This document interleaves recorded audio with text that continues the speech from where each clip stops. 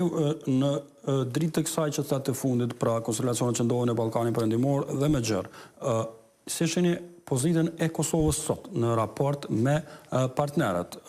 Ka pas zhvillime, jo pak zhvillime, pra në 2-3 vjet e fundit, deri tek zhvillime me mallin glob, pra që sot në shtëpinë e bardhë është një administratë tjetër, është administrata Trump. Në të kaluarën kemi pasur disa divergjenca, do të thosha, në veprimet e Kosovës dhe qëndrimet Bashkimit Evropian, por edhe të Washingtonit. Mendoj që tani jemi në pritje të një politike ndoshta të re që do të vijë së pari nga Washingtoni dhe madje edhe të Bashkimit Evropian, i cili po përpiqet të gjejë një pozicionim të ri edhe në raport me Shtetet Bashkuara të Amerikës. Ne nuk e di mendes i cili do të jetë qëndrimi politik i Washingtonit sa i përket rajonit. Jemi ende në pritje sa i përket Bosnës, ata kanë bërë të ditur se vazhdojnë përkrajnë një Bosnë integrale dhe sovrane. Ishte i qatë pra mesazhin zotë Rubio, sekretarit në këta sidomos ndaj Bosnës. Në qenë se është në rajon, a mund të na përcjell ajo linjë e politikës?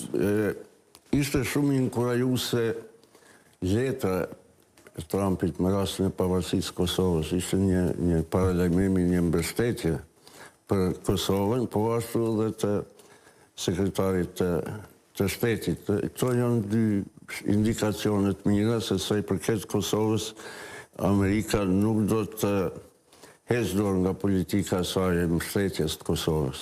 Natyrisht do të shohim moduset cilat do të jenë, çësia, strategjia e Washingtonit edhe sa i përket çështjes së Ballkanit dhe sigurisë dhe paqes në të. Kështu që ne duhet pritur se çfarë do të jetë qëndrimi amerikan, por në njëjtën kohë duhet të qëndrojmë pranë. A mund t'i paraprihet ambasador pra qëndrimeve? A mund t'ju rrihet gati gjërave? Pra, se nga njerë ne këtu në Kosovë flasim post festum, pra kur merren vendimet, me pas flasim, pra si duhet jetë çësia te administrata Trump. Ne kemi ambasadë në Shtetet e Bashkuara të Amerikës, i kemi pas në një farë formë dyerçel përpara në Shtetet e Bashkuara të Amerikës. Si duhet jetë çësia dhe si është situata sot në pikpamjen tuaj? Tani, ne, diplomacia jonë duhet bëj përpjekje edhe në këtë drejtim. Pikërisht tani është momenti.